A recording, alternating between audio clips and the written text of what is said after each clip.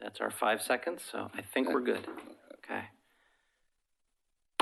The Oregon City Library Board will come to order at 5 p.m. In attendance are Ken Hall, Larry Osborne, Cynthia Andrews, Scott Edwards, David Goldberg, Nick Dirkman, and Carrie Linder, as well as library staff Greg Williams, excuse me, and Denise Butcher. First item is approval of the minutes from last month. You should have received those in the email last week. If there are any corrections or additions, and if not, is there a motion to approve? So moved. Second? Second. Second. All those in favor say aye. Aye. Those opposed, no. Minutes are approved. Next item is public comments, and I don't see anyone here, so we're doing our jobs. Next item, we will go to the library director's report. Okay. Thank you very much. Good evening, everyone. Glad to see everybody here on this lovely evening. Let me get this started. All right, before I get into the library director's report, I wanted to let everybody know I'm modifying the format a little bit. I'm trying to divide the chunks of information I provide into various categories, which I think are fit together and are of use. So things like the facilities, finances, city commission actions, library operations, et cetera, et cetera. If you have any feedback on different categories that would be useful to use, or if anything doesn't make sense, please let me know. I want this to be useful and good information for everybody. So with that, I will start on library staff. I won't spend a lot of time on these because I know you've had a chance to read them, but library staff. So we have instituted some regular team meetings in the library to make sure that all of the staff in our various areas, adult services, youth services, technical services, and the like, just have an opportunity to get together with myself and Denise and each other. I'm a big believer that the most effective and efficient ways to address challenges and talk about things are to have the right people at the table at the same time. And so our thought is to just make sure that we provide regular opportunities for that to happen. And so far, I think it's been going very well. So staff-wise, at our February staff meeting, we also welcomed Dan Haynes, who is the Oregon City Police Department's Homeless Liaison Officer, and Robin Schmidt, the director from Father's Heart Ministry, to talk to staff. I don't know how much has been shared with the board in the past, but one of the things that we do spend a good deal of time at the library working on are behavior issues and working to best support our patrons who are experiencing homelessness. And so any resources that we can bring in to help staff, give them better tools for doing that, and just being able to talk and trade ideas and how to better support those patrons is very helpful. That's why we had Officer Haynes and Robin come in. It was very well received by staff. It's always good to keep dialogue going between those two people in the library.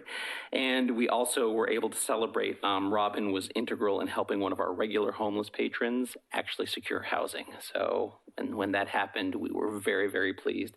We are very happy that he's still coming to the library. Yeah. He has found transportation between his temporary housing in Beaverton and the library. So we still get to see him. It was just a great success story that, he reached out for help and he was able to get some through those organizations. So, library grounds and facilities. Some of you may be aware of, we have sliding doors which cover the kitchenette in the meeting room, and those sliding doors are very, very heavy. They don't have handles for people to put their fingers in, so you have to move them by sticking your fingers in between each of the hanging doors. And when they open, they damage the facing around the opening to the kitchenette. And so we had a discussion with our facilities person, saying, what can we do to fix that? And her feedback was, the doors are just going to keep damaging it. If I fix it, there's really no point. So we are experimenting with keeping those doors open, just to avoid, the potential damage to the rest of the facility, to make it easier for staff to not have to move them open and shut every time. And we're just seeing how that works with programming in there. We have kids programming in there. We don't want them, getting into the microwave or the refrigerator. So we're experimenting with that.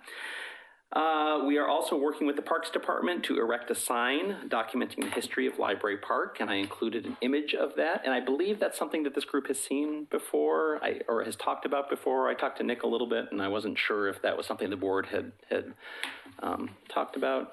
in the past. It was and Nick, please fill me in when I inevitably misspeak. This was in memory of Carl Clapp, correct, who was a former member of the Friends of the Library and did a lot of support. And so there was a community fundraising effort to raise funds for this sign to put up in the park in his memory. The sign has actually been made. It's currently with the Parks Department. They have a few more steps to walk through before they can get it approved to put on the premises. And it will be to the right side of the Carnegie, I think, So as you walk in. if you're facing straight on, it will be to the left. To the left. It was to the right when we were facing the other way. Okay, all right. And the sign it's been built to, designed and built to National Park Service standards, so it should be a great sign. It's very informative, so just wanted to make sure the library board was aware of that. Library operations. We have been spending a lot of time recently, as you may imagine, on coronavirus, on doing things. And I got an email from Scott asking to just talk a little bit more about what we've been doing and maybe engage in some discussion about things going forward. So we have been, we want to do everything we possibly can to ensure the safety and well-being of our patrons.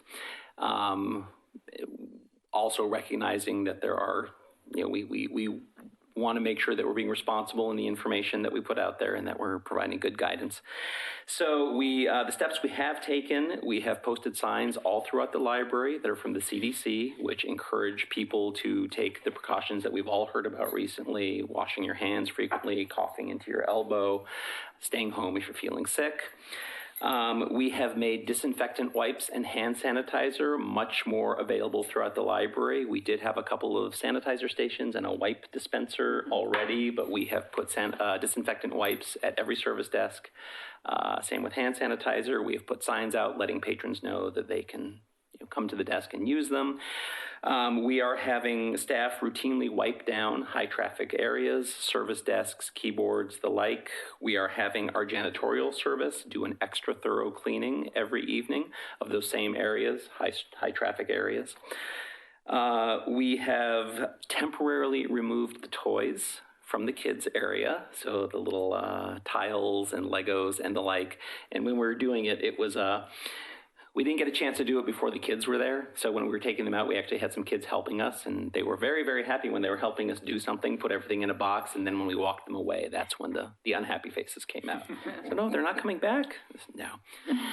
So we have signs up explaining to patrons that just out of an abundance of caution to make sure that we're doing everything we can to ensure the health and safety of kids, we have taken those away.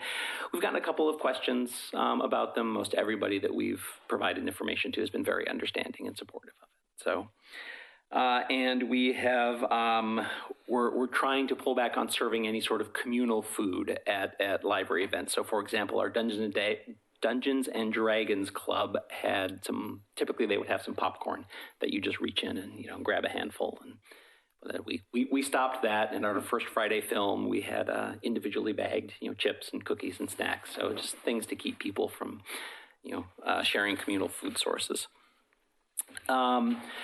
We are continuing to monitor the situation on a daily basis. We work very closely with the city to see what guidance has come out from the CDC, from the Oregon Health Authority, from Clackamas County. We are in frequent conversations with other departments to see what other steps we can take. There have been some developments recently. Seattle Public Library has canceled programming, meeting room usage, and events, and I believe the Camas Library has done the same thing. As of yesterday, there were no, Multnomah County Library had not made any changes. Washington County Libraries, I think they had one program that the service provider decided to pull out. And within Clackamas County, I think there have been a couple of programs like that as well that the service provider has decided, no, we're not going to do that. So we're continuing to monitor the situation. There should be a statement going up. I hope I'm not jumping the gun, but I got an email from the city. We have put together a statement to put on the city website that prepares people and lets them know that we're continuing to monitor the situation, and that if necessary, we may need to alter programming and operations hours at public facilities, including the pool, the library, the court, et cetera. So the city hasn't made a decision to do any of that yet. It's just informing the community that this is something we're looking at and may come down the pike. So that's kind of where we are.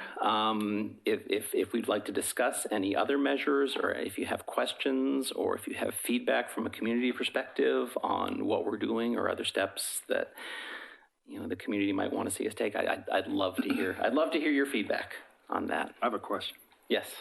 and I don't know how long the virus stays alive in the sense on materials like books. 3 days. Yeah, 3 there's days. just a new study that came out today. So we're checking books in, Yes. and we may be passing them out. Is there anything we can do from that standpoint? So logistically, it would be, we just talked about this a little while. It would be very, very difficult. I mean, part of me thinks, if every single book that comes in and out of the library is a concern as a transmission vector, you're talking about maybe taking more drastic steps of closing a facility. The amount of books that we get in every day, it's about 1,000, did we decide? We just pulled this. We just did this, yes. 1,782 items are checked in per day. Right. And so if you were certain of the 3-day thing, you could look at setting something up where you quarantined the books for 3 days. But again, since we have books coming in from different libraries, we don't know how long they've been in transit. We don't know what steps have been taken there. I've seen some libraries on the Oregon listserv. A couple have bought UV disinfectant equipment, but that requires training and personal protective equipment and things like that. So there's things we could look at, but there are big operational considerations. This is a matter of historical perspective. This same question came up during the Spanish flu in the early century. And at the end of it, it was determined that there was no transmission by books. Oh, okay. Now, that doesn't mean it wouldn't happen. That's right. Yeah. And everything that we've seen, I mean, the guidance that has come out from OHA and CDC has focused on social gathering, social distance. And so to me, programs, events, meeting room spaces, if you want to take that next step, or if it's determined that next step is necessary, that would be a place to focus on. Obviously, we do have people coming into the library, and they do get within 6 feet of each other. Again, that's the next step would be considering facility closures, but we're not there yet. This has been an area I've worked in the past, and I suspect what's going to happen is that this is going to be very quick. I mean, in maybe a week, the world's going to be different. And so we're going to need to be prepared to deal with closures, because I suspect schools are going to close and some other things too. I think this looks very bad right now. Yeah. So one thing we have done, like we've been talking with the city, we do have internally we started to make some plans on how we would communicate to make sure that we can get information out to the community about any closures or any adjustments to operations. So we've got that, and then the city has been talking about continuity of operations and the like. What does it mean if facility closures have to happen? So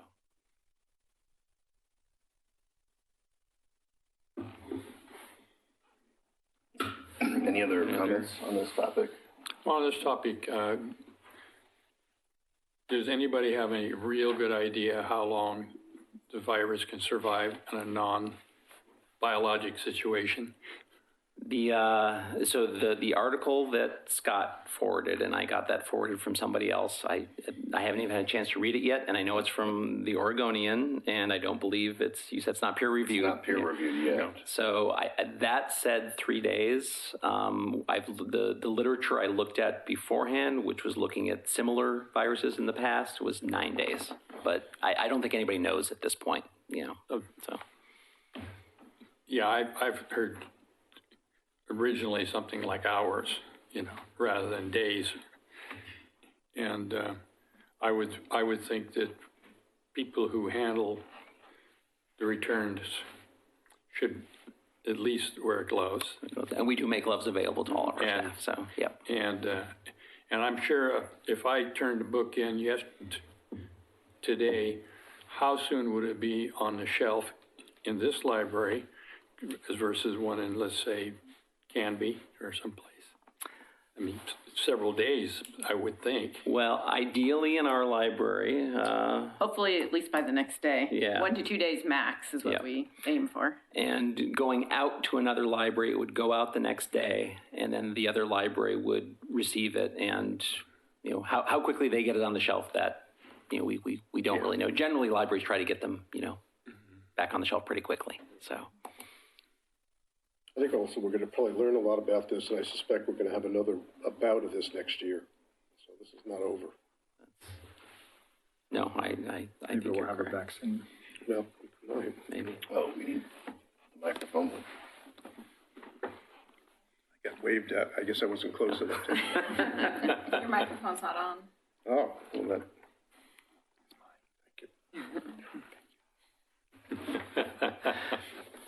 Okay, so, again, we are monitoring. I think the next step that, you know, we would look at and consider would be what we do with programming, outreach, and events, you know, gatherings at the library. And so trying to have a game plan of how we communicate that out to the community, how we do that is the preparation that we can make right at this point. But if there's other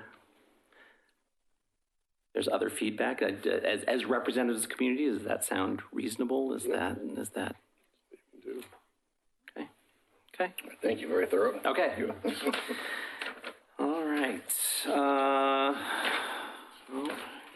Thanks. Policies, I wanted to let everybody know. I know that Mo had shared a potential schedule for bringing some policies to the board to review. I will say that we are still currently in the process of reviewing those. So again, it's my first month. We have discovered that some of the first policy we looked at, for example, was the internet policy. And it hasn't been looked at. Again, its normal schedule is being followed, but I think that normal schedule is a three-year schedule. And so going through it, we found some things that we really feel we need to add and look at. And so it's been very worthwhile taking, you know, getting staff together and taking a more thorough look at those policies. So we continue to do that. We should have the internet policy ready by our next meeting. So we'll have that, and then we'll continue with the other policies. How about the one for the community room and use of the community room? Community room, we are looking at that.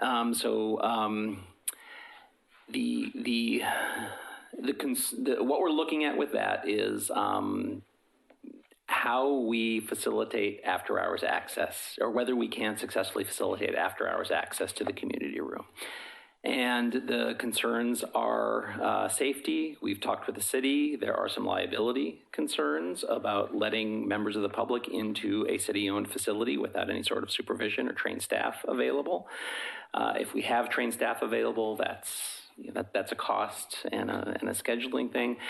So we want to make sure that we go forward as responsibly as possible, protecting the city, providing reasonable access to the community, and we're still kind of working out how we do all that. So I know neighborhoods, there were 2 neighborhoods before. Yes. Are they still meeting there, and are we still accommodating them? Yes. With somebody being there? We are still accommodating them, so either Denise or I will be there to provide staff assistance.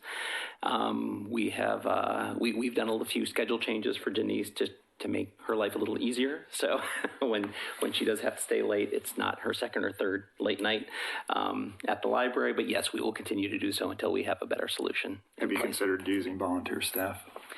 We've talked with the city about that, and again, it's a training issue. There's a level of training in order to make sure that they can reasonably accommodate what might happen, and a lot of it is, since those meetings are open to the public, it would be a member of the public coming in and perhaps doing something in the facilities, having a behavior issue that they are not trained or equipped to deal with, or that might require, some more significant intervention. I think we had that sort of happen at one meeting. Not this McLaughlin neighborhood, but the one before. A patron experiencing homelessness came in, went into the bathroom, and we could not get her out. So if I had not been there, it would have fallen on the neighborhood association to try and get that person out. And they may not necessarily be trained to do that. I guess I was thinking in terms of trained volunteer staff. you know, like our volunteers that we have at the library now? Is that, I'm wondering if that's a possibility. It's a possibility we can look at with volunteers are volunteers. And so they could stop volunteering at any time. They might not be available. It's hard to tell a volunteer, you know, you will be available for these particular shifts, you know, forever and always. Come on, I volunteer. I'm joking. Well, I also think the liability to the city is different if it's a staff member versus a volunteer. I understand. Yeah. I'm just trying to come up with something creative. Nope. And we really appreciate it, but while we figure it out, we are making sure that those neighborhood associations can continue to meet. I just know that can flare. Yeah. Yep. We're aware of that. Library programs, the one we finished our One City, One Book event in February. It was a great month. We had a wonderful author talk at Clackamas Community College at the end of February. Over 60 people showed up. The author, Heidi Duro, was a great speaker. She had some wonderful stories about finishing her manuscript and kind of her journey. Clackamas Community College was very, very pleased with the partnership, and we are very much looking forward to working with them in the future to do something like this again. They were basically right after the event was done, they wanted to start planning, you know, for next year. So we took that as a very good sign. Let's see, City Commission. Question? Yes. I think I've asked this question in the past too. So, so we had 250 books that went out. Mm-hmm. Was that a success? How do we measure success? I think it was a success in that was the number of books that we had to distribute. I think we can talk about success. I think it'd be easier to look at year over year, you know, the increase in the participation in the program. I know Lake Oswego has been doing this for 10 years now, and they have more people participating. I think they give out more books. But this was our first year, so we can definitely think of some success metrics. I think part of it is also that was the amount, you know, that was what we requested from the Friends, and they were able to fund, and so they were able to fund us giving out 250. But I struggle with the fact that we have 58,000 people in our service area, correct? It's closer to 60. Okay, yeah. 60. Yep. It makes it more challenging. So we did 250 people out of 60,000. Oh, yeah. No, that's true. So, and we can look at other ways. We've looked at, it'd be in my former life, working with some other libraries, we've looked at also making additional ebook copies available during community reads events so that people don't actually have to travel to the library to get there.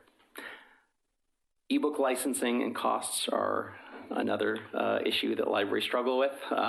So it's just looking at the economics of that, how we can do that. So, but as it grows, we would certainly look at other ways to get that material. I guess I'm looking really across all our programs, and how do we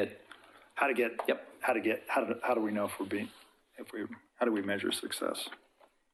So, and we don't have to go into more detail now, but I just think it's important. I completely agree with you, and assessment is a huge part of the strategic plan, and it is. We will be doing more assessment in the future. One of the things we've been talking about in our team meetings with our staff is making sure that we have, when we're developing programs, so that we have a process that we can go through from the conception stage. Why are we putting this program together? How does it relate to our strategic plan and our goals? Make sure we've planned it appropriately, and at the end, make sure we're collecting feedback and evaluation to make sure that this achieved our goals, make sure that this was a program that was valued and wanted by the community to help us make further decisions going forward. So that's one example of, yes, we will be integrating assessment into our everyday operational activities. Okay.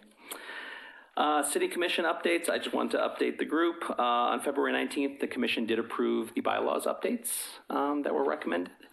And we are in the process of updating the municipal code to better reflect those updated bylaws. So the changes to the service area, designating that the area focuses on the users of the entire service area, not just the city, and also changing the calendar, the new officer's calendar. So those changes are in process. We had the first reading on the 4th, and the second reading will be next month, or next City Council meeting on the 18th.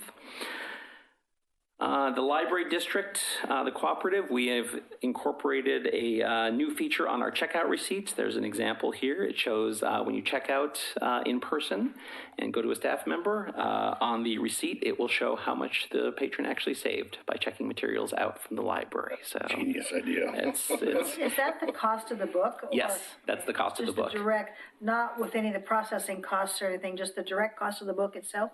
The direct cost of the book, and for our materials, that is our cost that we pay. So generally including a discount. So you could even make the case that the cost, the price that people are seeing on their receipts might be understated sometimes because we're showing the cost that we get as a library, not necessarily the cost that somebody might pay. But yes, and it's again it's an opportunity to reinforce the great return on investment that libraries provide for tax dollars invested and the value they bring to the community. So anything we can do to help tell that story, we're very happy to do. So.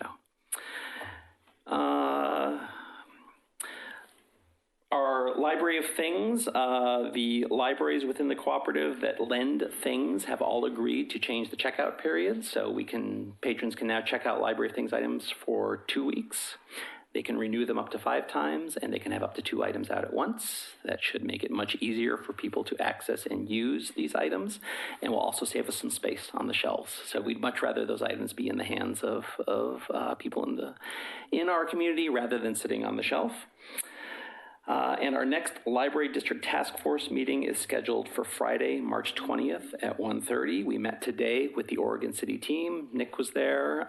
We met with sort of representatives from the finance department in the city of Oregon City and just kind of planning out what topics we think are most important for the city to advocate for covering during this process. And so it was a good meeting. I do want to add one thing to this section when we're talking about district things. Back in September, this body had talked about an alternate member for the Library District Advisory Committee. So Nick is the representative, and cities can have an alternate member. And there was discussion at the time that Larry was going to be the alternate member, and I had gotten a question last month about what the status was of that. So the status is I have that in process with the city to make that happen, but in reviewing the minutes and reviewing the audio, there was never actually an official motion or recommendation from this body to say that Larry is the alternate. So just so we can dot our I's and cross our T's, I would ask that if that's the direction the library board would like to go, if there can be a motion officially recommending Larry as appointment of the city's alternate representative to LDAC. Your motion? Larry to be the alternate? Sure, so moved. Second? I'll second. All right. All those in favor say aye. Aye. Opposed, no. Thank you very much. I appreciate it. Okay. And outreach and partnerships. I just wanted to highlight a couple of outreach and partnerships. The Oregon City Women's Club donated $500 to the library. We'll be using that for some additional materials and items to help individuals with disabilities. And our youth services librarian, Barrett Miller, presented a presentation to the Oregon City School Districts on finding diverse books. I've provided the link to her presentation online. It's a really interesting presentation, and it's just another example of how we try to do everything we can to support our schools and to bring our public library expertise to help the schools and the educators reach more students with more diverse materials. So I just wanted to recognize, this past year has been it's been the amount of effort that's gone into the schools, and the fact that I think there's been meetings with every school, last year prior coming into the summer reading program. And I just think it's great that there's such cooperation between the schools and the library.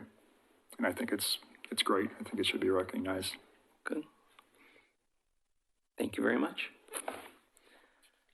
Okay, on to statistics. You've got the statistics here. The one I'm going to focus on are people counters.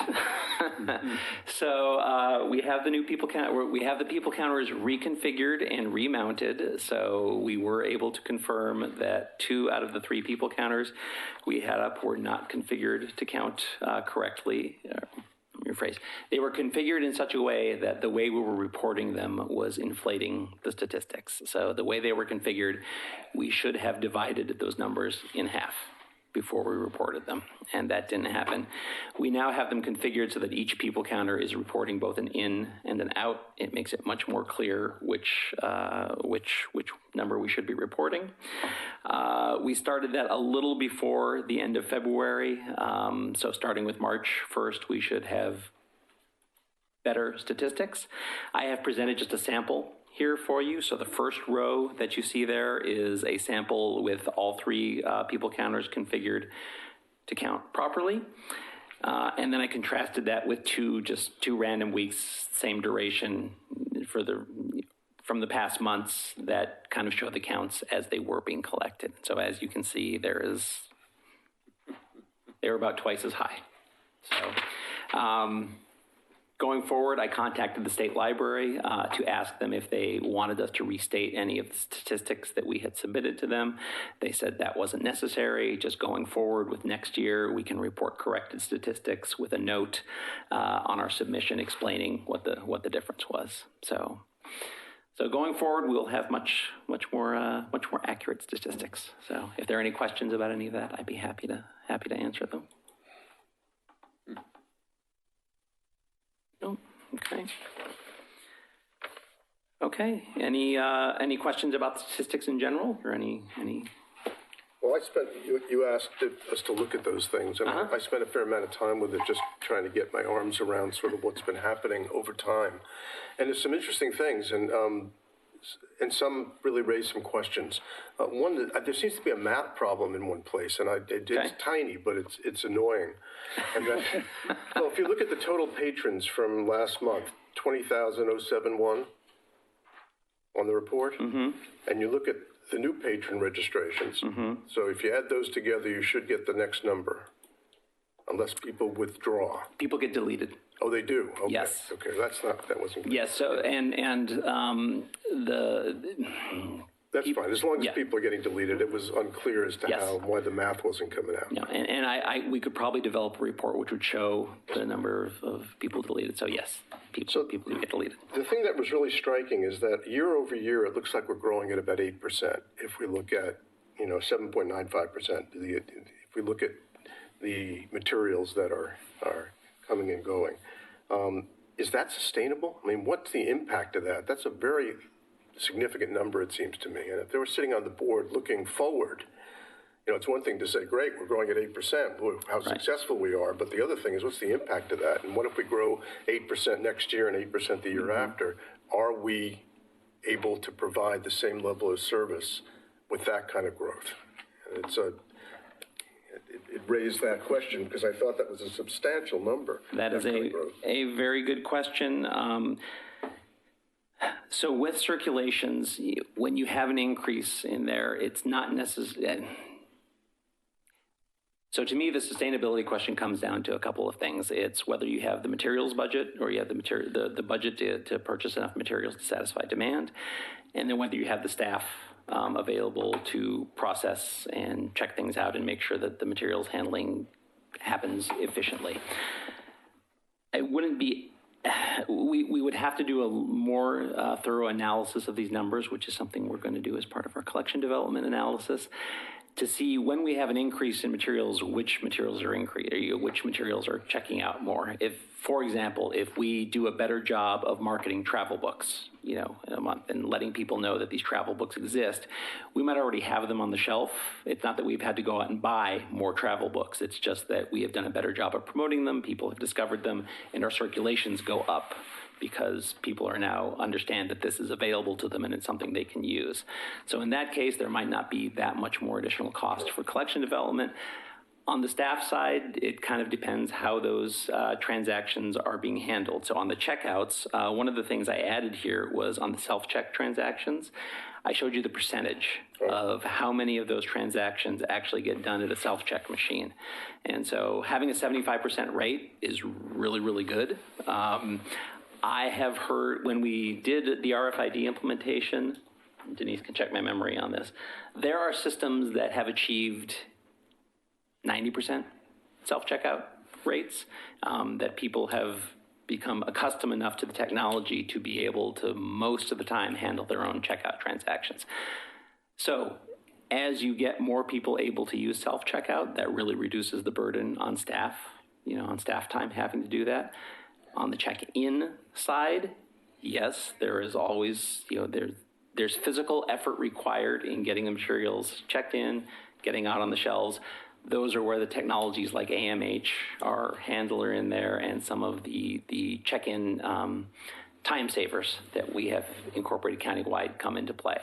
So yes, there is going to be, as circulations increase, there is some staff time that has to be dedicated to it. I don't know, and I'll let Denise chime in. I don't think we're at a point where we're at the breaking point of being able to handle circulations. There are some things we can do internally to more efficiently allocate the staff that we have, but I don't think currently we're worried that we're going to get so much demand coming in over the next couple of years that it will completely overwhelm us.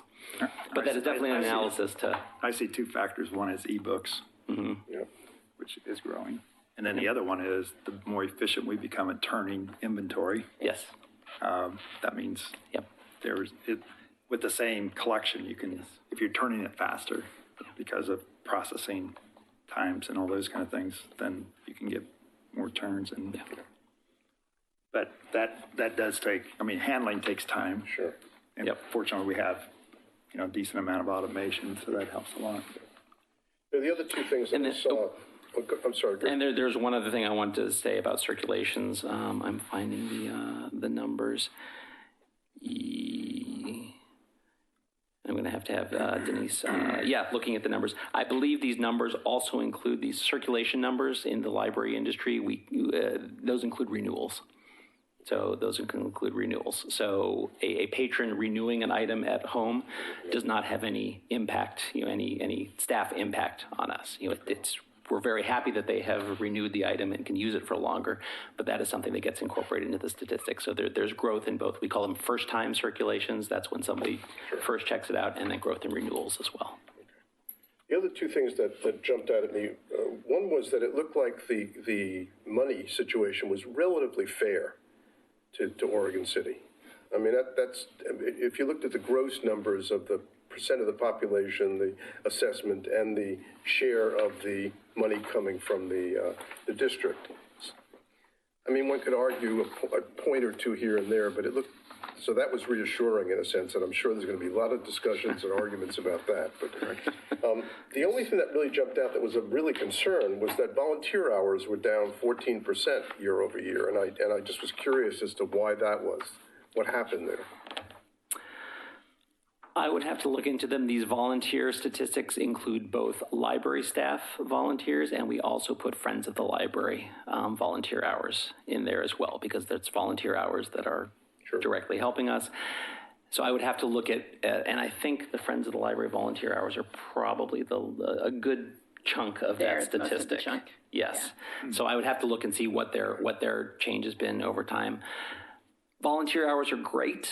We really love our volunteers. Operationally, I always want to make sure that there are certain things a library has to do to be able to operate and function, and you don't necessarily want to give all of that to volunteers because, again, volunteers can just decide on a day not to show up, and we've got to be there. We've got certain things that we have to get done in the course of the day to serve the public.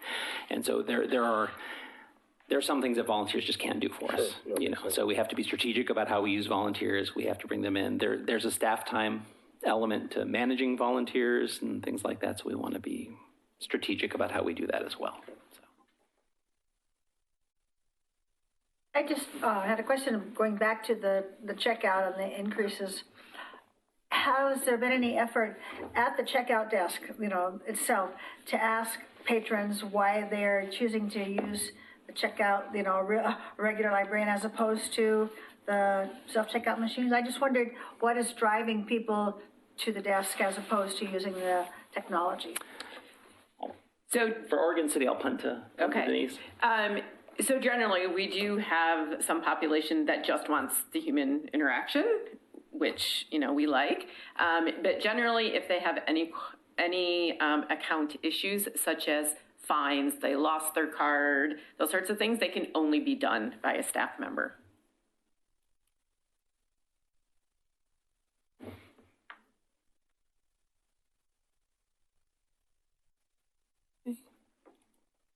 Any other questions on statistics? Okay. All right. Go ahead and move on to item 5. Am I following along correctly? Yep. Yep, okay. Yep, it should be, library district distributions. I want to be respectful of time. So there was a request at the last meeting to have some more information about the library district distributions. So what I've put in your packet, I'll go over briefly what they are. So the first letter, library district distributions are done by the county twice a year. One at the end of January, and that is because a good chunk of tax revenue has been received by January. If you did the distribution any earlier, November and December can be a good significant chunk of money. And so if you do the distribution earlier, you're missing out on distributing that. So the county does one at the end of January, and then they do a second distribution towards the end of June. That is typically much, much, much smaller because there are not many more tax payments coming in. So this first memo represents the first district distribution that was done. So it was approximately $18.4 million. You can see the general distribution to each library service provider in Clackamas County. The next pages are kind of the backup documentation about how those amounts were calculated. I would be happy to go into the details if anybody would like them, either as part of this or if you have questions afterward. There was a little presentation that you'll see at the end of this section that talks in very broad terms about kind of the 2 buckets of money that are collected and how those get distributed. That's a pretty fair, that gives you a pretty good idea of how the money comes in gets distributed without having to go through all the math and doing the calculations. So, but basically the distributions are based both on the assessed value of properties within city limits and also the relative proportion of unincorporated population served that your library has in their service area. Those are kind of the 2 factors, and those 2 buckets of money just get distributed based on the relative percentages of those. So you've got the first distribution memo there. The second letter, the second one you saw there, it's entitled Fiscal Year 2020-2021 Estimate. So towards the end of February, the county also provides an estimate of what next year's distribution is likely to be. That is simply guidance. Every city has their own finance department, has their own budget process, and they can make their own estimates of what the district distributions are going to be. This is just meant to be the county's best guess at what you can expect, and the county is always very conservative when the county estimates those, because it's much better to provide everybody likes it when you come in, when money comes in higher than you expected. Nobody likes it when revenue doesn't come in where you expected. So this was the estimate for next fiscal year, and you can see it's approximately $20 million distributed amongst all the libraries. So, and then finally, that third part, that was just an excerpt of a presentation that was given at the first Library District Task Force meeting, which goes through just kind of how the money is distributed. So I would be happy to answer any questions about any of that or go into more detail. But again, I want to be respectful of everybody's time and attention span. So you let me know what questions you have about that. Looking at Nick.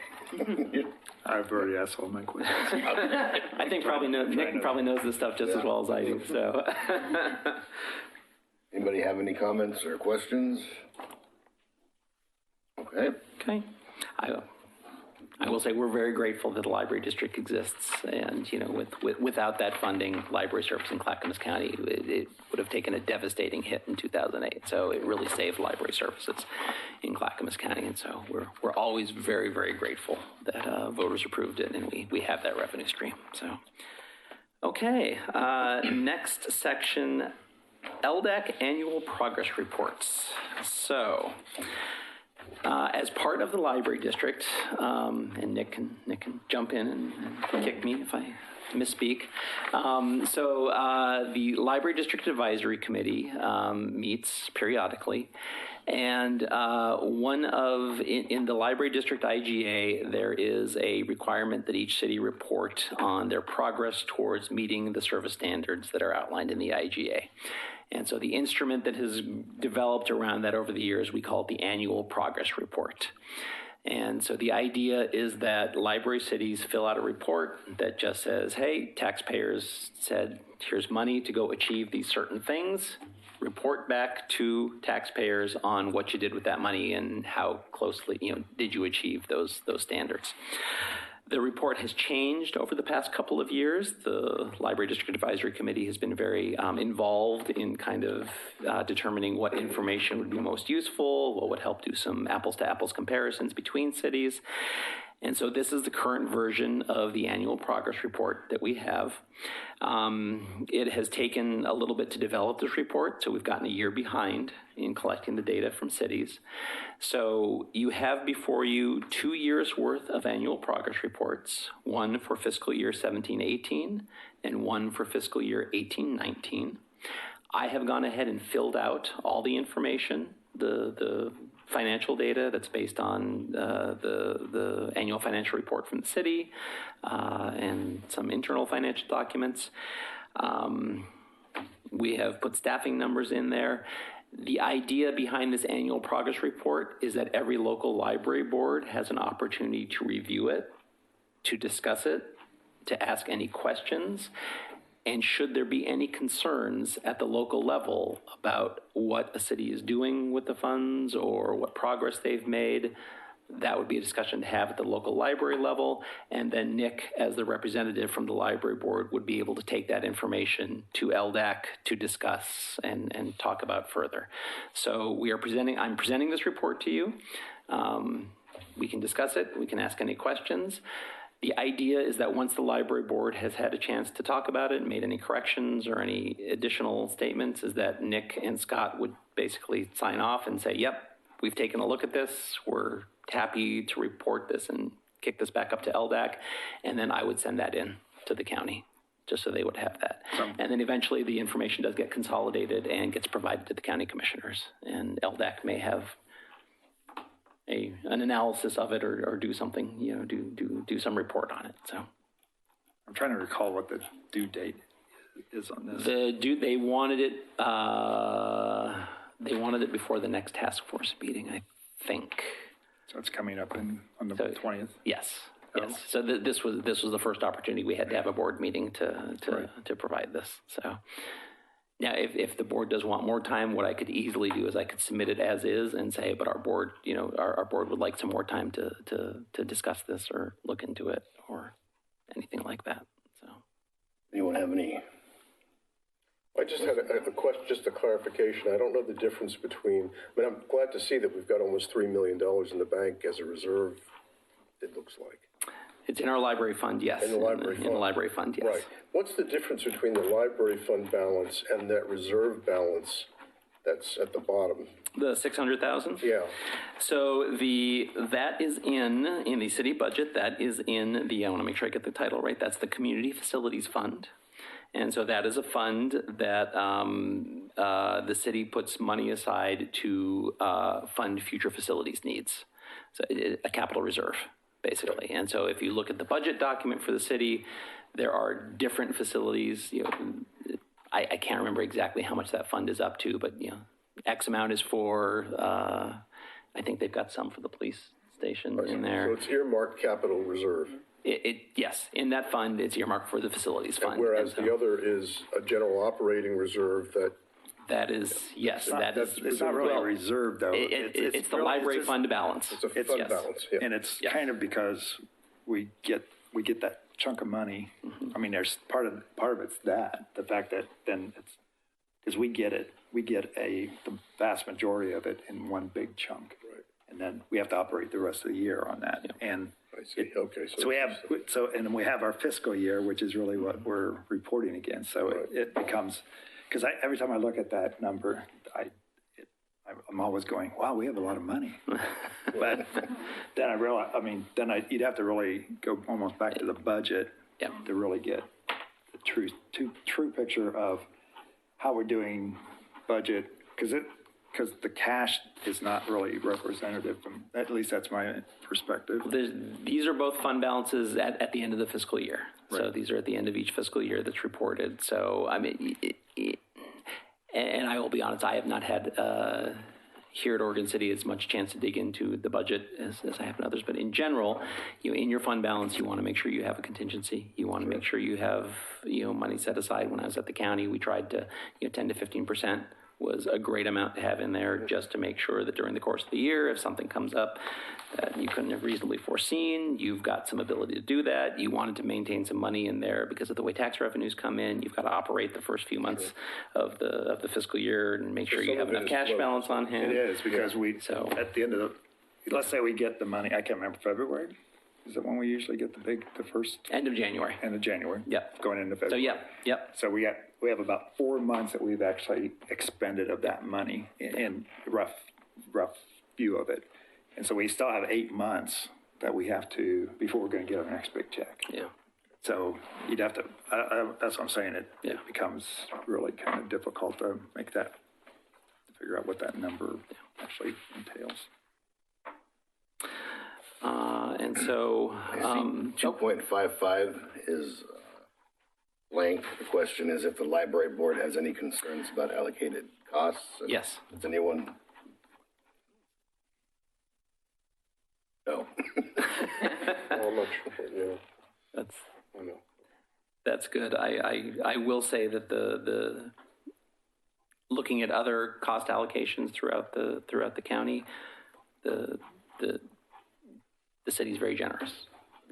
They do not allocate everything they could. I would anticipate that going forward, they probably are going to start to allocate more costs to reflect the true cost of the service that we're receiving from the city. But from an operational point of view, we could not provide all the services that we need to run a library at a more reasonable rate than what the city, than what we pay in an allocated cost. Like an HR department, we have to have an HR department.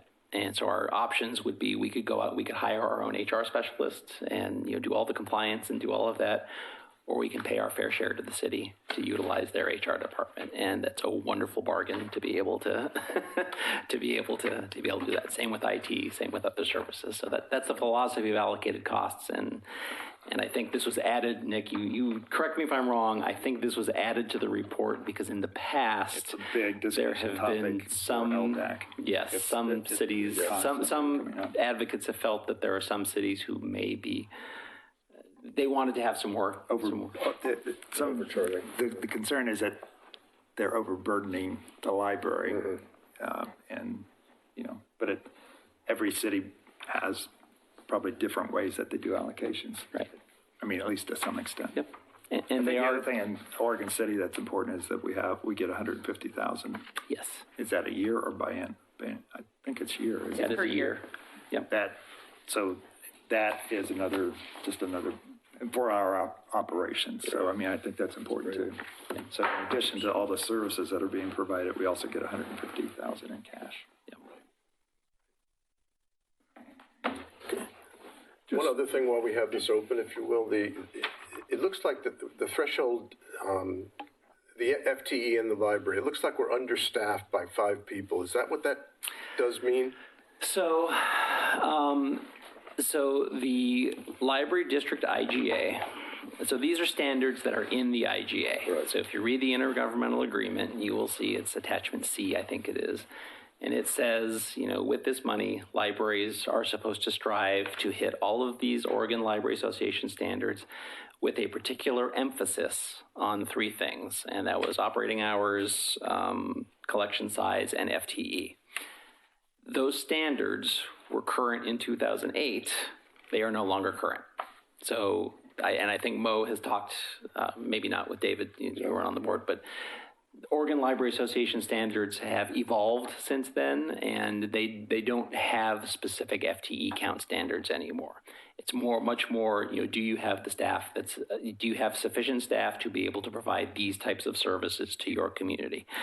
So when we put this form together, since these were the standards that were in the IGA at the time, we felt it was necessary to keep those and to report on them. Would I like to have 5 more staff? Absolutely. I could find work for them to do, and we could do some things. So whether or not, that threshold standard of 19.41, is that the exact amount of staff that we need in order to provide service to the community? No.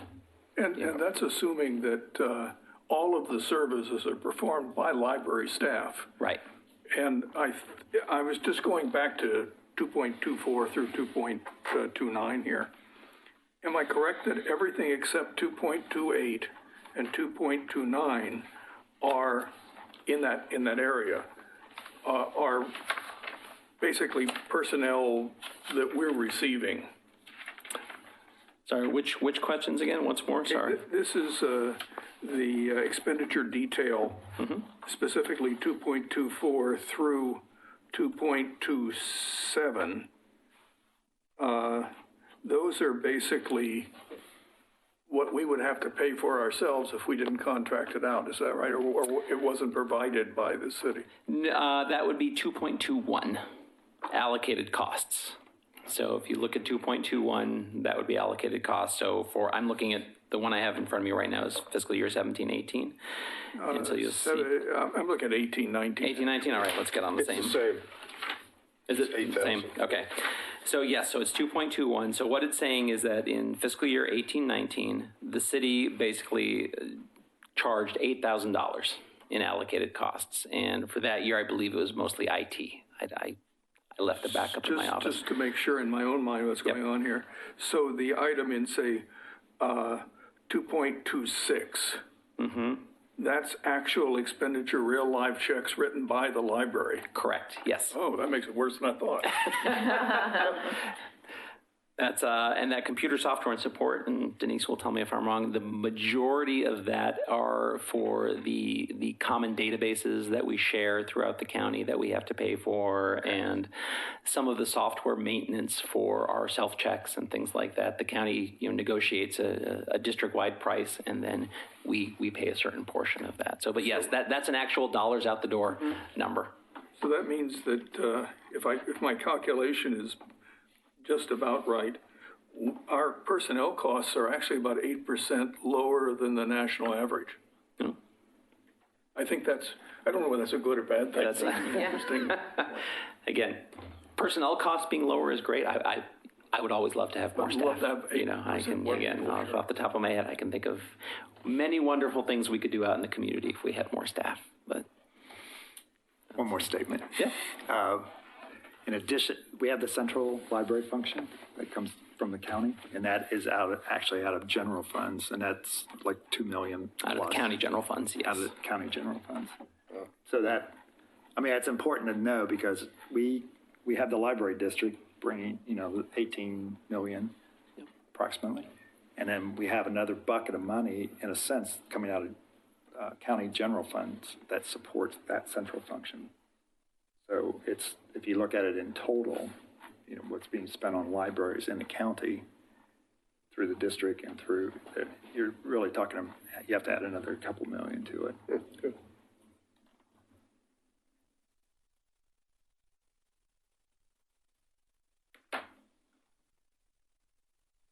So would you like a motion then of approval from the board? Is that? Yeah, if that would be wonderful. If there's a. So if there was any, so this is approval of the 2018-2019 annual progress report, and you do that in a second. I think we have to approve both of them. Both, yeah. You can do them separately, or you can. Yep, 17-18 and 18-19. Yeah, okay. But you can do them separately, or you could do them. Okay, so jointly. We need a motion to approve both the 17 and 18 annual progress report and the 18-19 annual progress report. Is there a motion for that? I'll amend my motion to include both. Okay. And then second. All right. All those in favor of approval say aye. Aye. All those opposed say no. All right. Great. And then I did have a question. When I submit this, I'm supposed to put email addresses. As the chair and the LDAC rep, do either of you have a problem with me putting your email address on there? I mean, technically, it'll be a public record, and so I wouldn't want to violate your privacy by putting, okay. That's good. Thank you.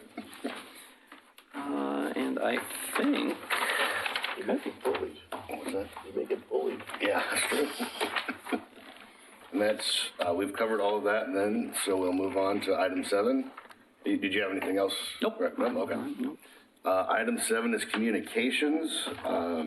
Nick? I think we've already communicated what's happening with, well, it's not really LDAC. LDAC hasn't really met, and we don't really have a scheduled meeting, but the task force is really the next big meeting. Cynthia, update from the Library Foundation.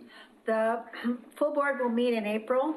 In the interim, the subcommittees are working on various goals that we set last month, and the subgroup around the Dolly Parton Imagination Library Operations and Management has met and will come back to the board with half a dozen recommendations regarding Dolly Parton Imagination Library Management. The board governance and structure task force will meet next week to consider those particular items. We are resolving problems related to the Oregon City Post Office connected to the return of the Dolly Parton Imagination Library books. They've been difficult. That's an interesting But problem. Karen Martini, our intrepid chair, has been very persistent, and she's working out those particular details. But I should say to this board that it's one of the reasons why you haven't seen a full-fledged, very public rollout of the Dolly Parton project, because there are just a ton of details that need to be addressed and resolved before we do that. We are meeting our goals towards enrollment. We're at 89% of our expected goals by the National Dolly Parton Project. So that's really good, and that's with a soft rollout. And so it'll be 2 or 3 more months until we do really any kind of full-fledged rollout. So that allows us plenty of time to get all these details smashed down into the pavement, and the impact on staff and volunteers really clear in our heads. So it's going well. It's just that there are a lot of things that we didn't know when we first started. And then we're working on our donor database management. That's getting cleaned up and put into a more user-friendly, accessible format. Thank you, Cynthia. Ken, you have an update from the Friends of the Library. Well, not much to say, except they keep plugging away, and they're doing very well. They've, instead of, in the past, a lot of times they'd have to send books off to be repulped and thrown away, and now they're finding there are people who take books for distribution to people like homeless facilities and things like that. So there are people, they're getting a list of people who they can call to get the excess books removed rather than having them actually trashed. Last month they had 3,454 books donated. And they're basically always trying to find ways to encourage the public to come in and join them. It's a great bookstore. I just bought 10 books. And they have money available for projects. All right. Thank you, Ken, Cynthia, and Nick for taking the extra time out to be in our liaisons to these groups. All right, the next item is future agenda items. Does anybody have anything they want to add? All right, in that case, the meeting is adjourned.